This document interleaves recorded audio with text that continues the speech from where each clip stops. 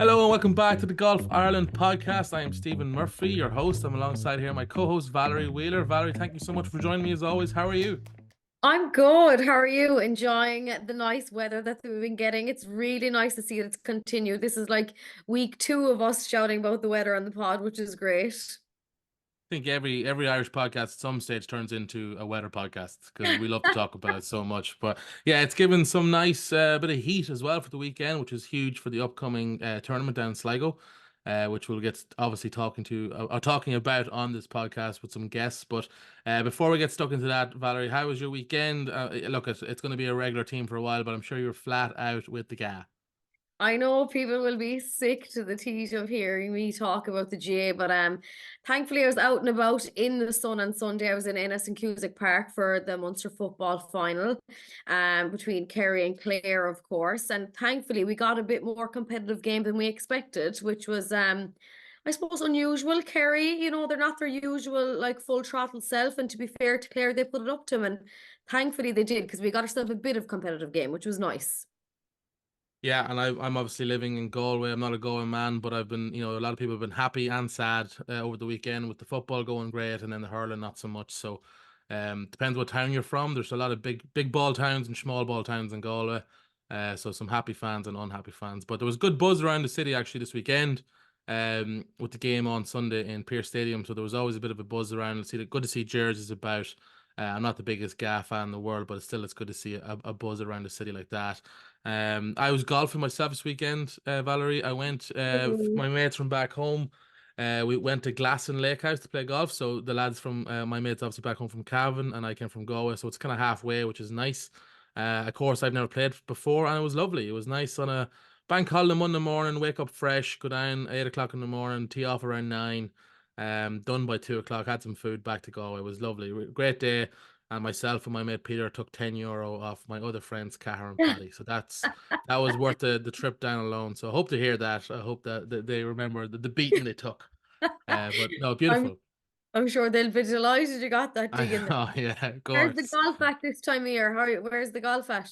Actually striking the ball really well from tee to green, and then the chipping and putting is you can tell I haven't played a lot of golf. There's some putts that I missed a couple of short putts that will haunt me for a while, and the chipping's just not quite there. But driving and iron play, I've been getting lessons over the winter, and they're coming to the fruition now, which is fantastic.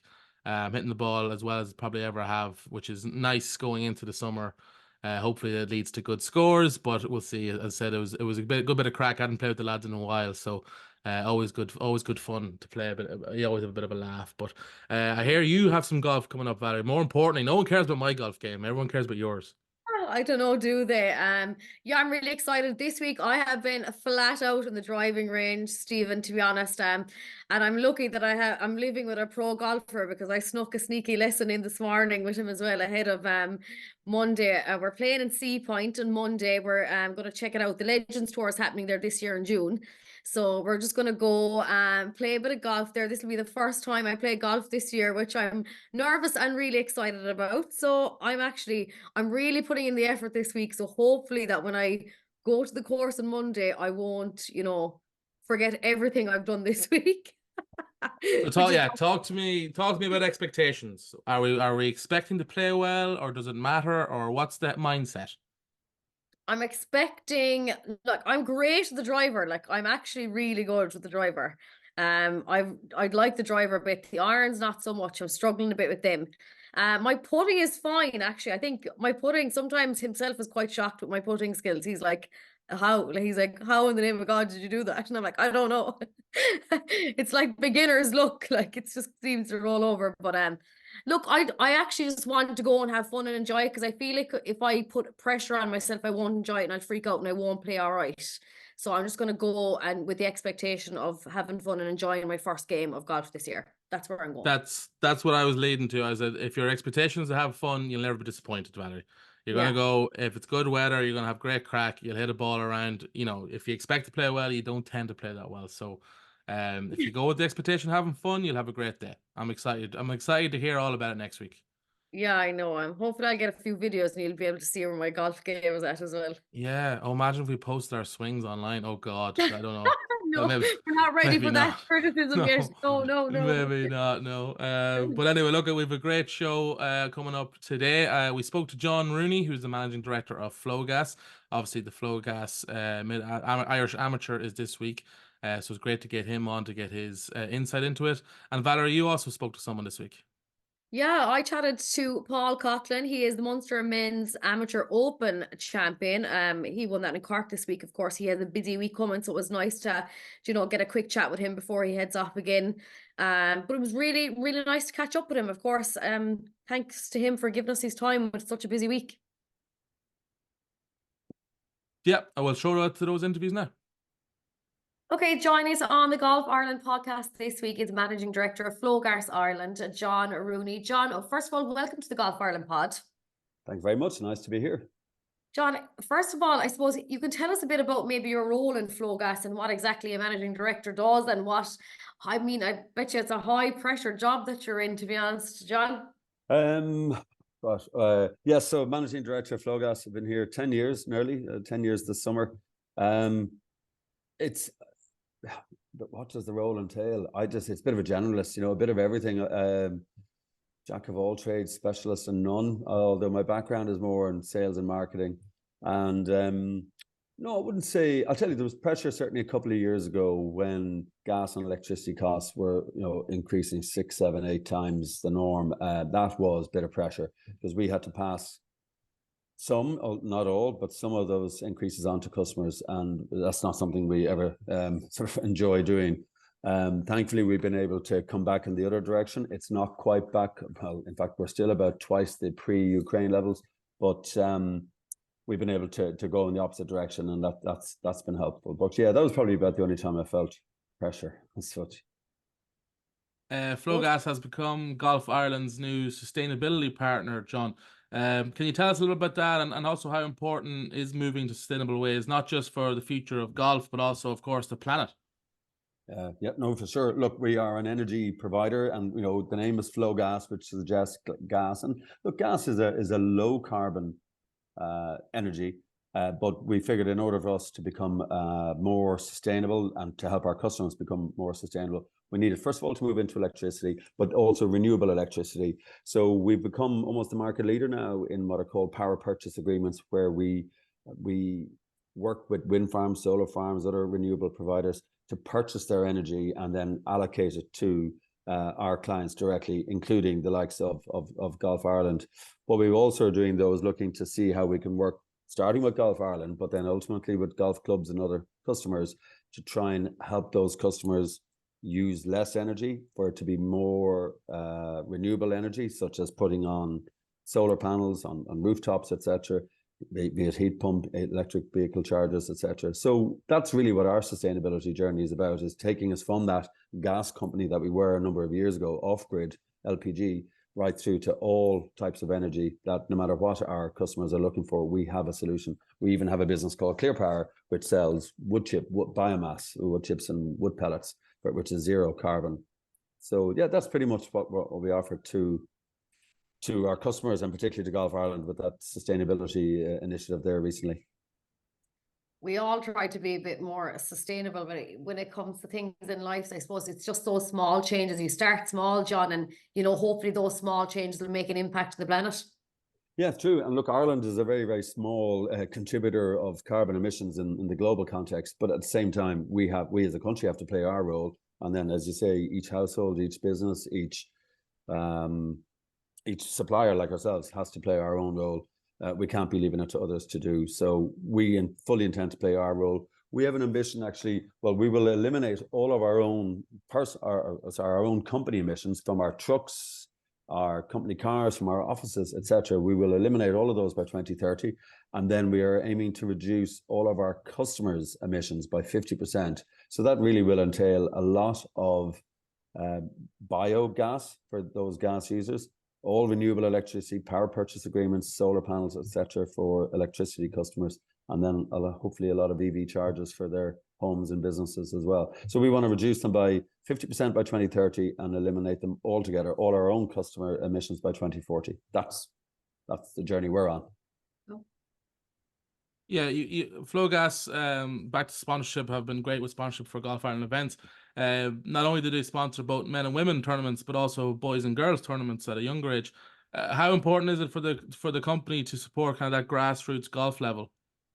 Yeah, I suppose. Look, we started with the event that's happening this week now, the Flogas Irish Men's Amateur Open, and we just got a great response from the golfing community. So we fairly quickly then, I suppose, over the last few years, have it branched out into the women's, the boys, the girls. We're active with a few professionals, a few guys who have turned, and girls who have turned pro in the last couple of years on Challenge Tour. We're trying to help them out, and I suppose we chose golf because it's a community sport. We're a community brand.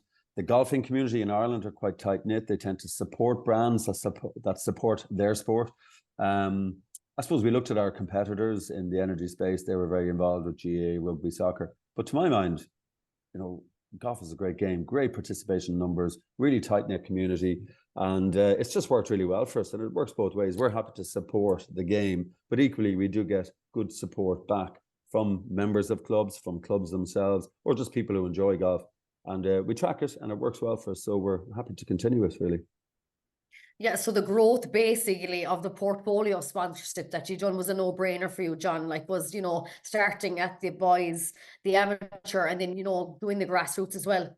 Yes, yeah, exactly. And, would you believe the very first sponsorship, and it was before I joined 10 years ago, we actually sponsored the Irish Junior Open Series, where Tom McKibben, I remember presenting him with the trophy 10 years ago as a 12-year-old or something.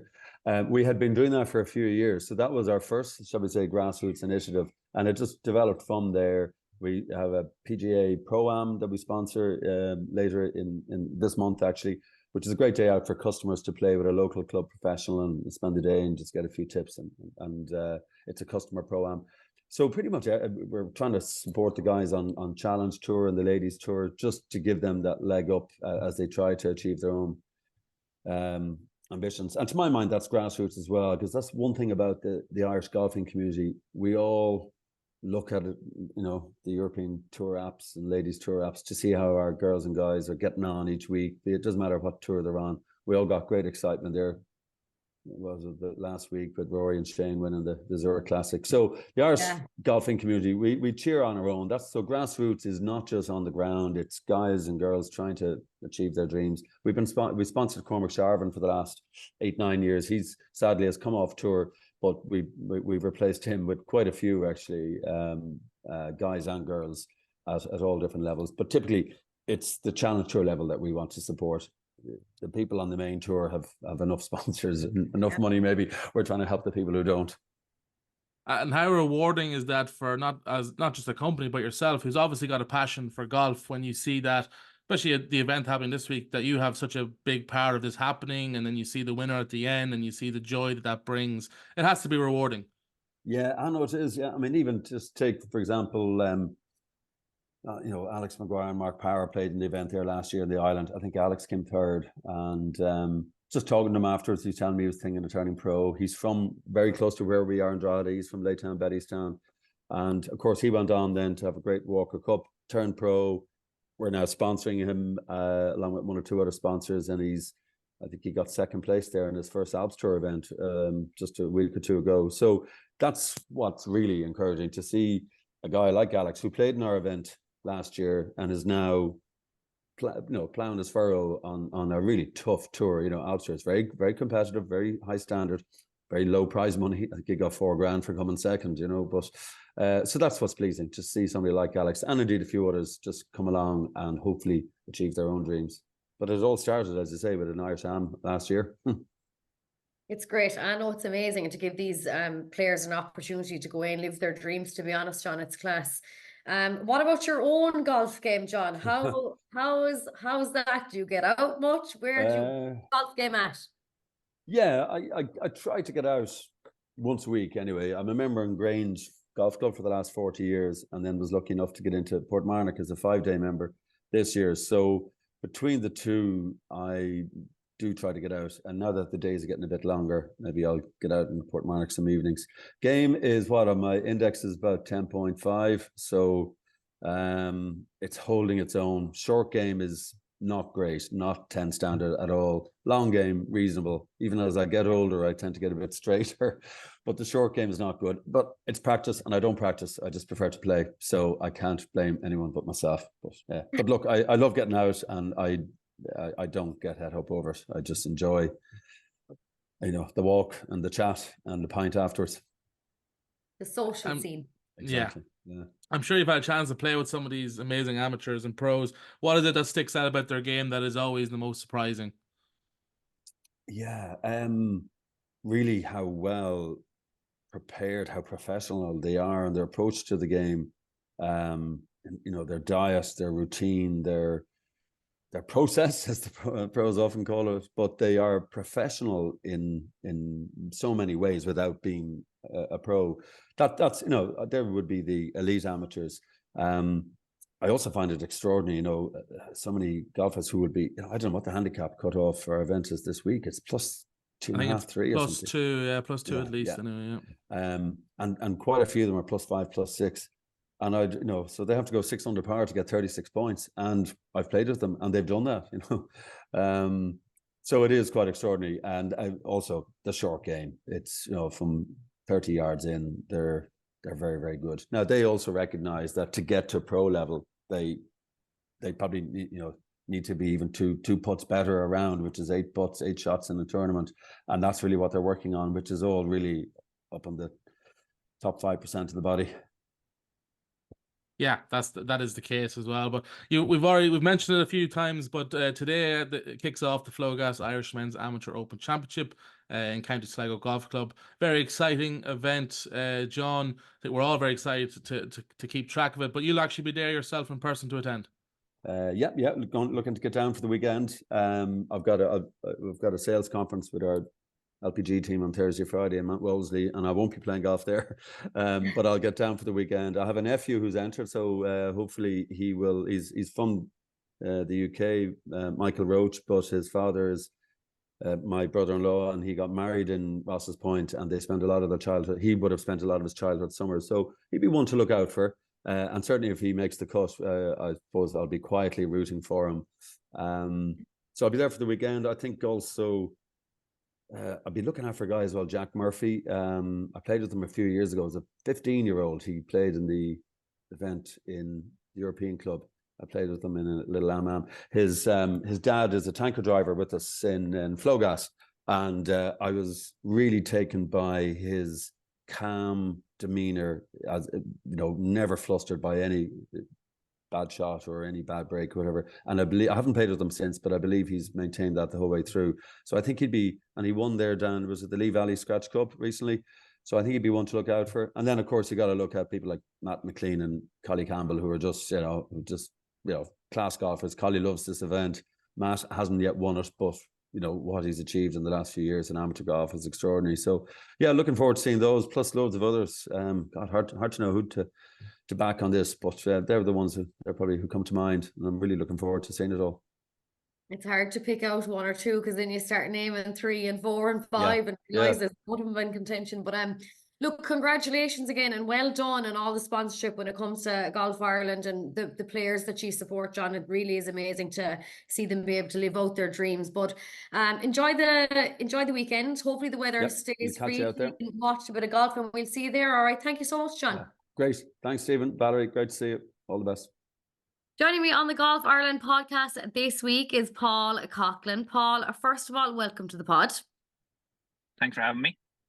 I think first of all, we might as well say congratulations in order. You've had an eventful few days. You're the Men's Amateur Open champion, which must be nice to hear back now at this stage, Paul.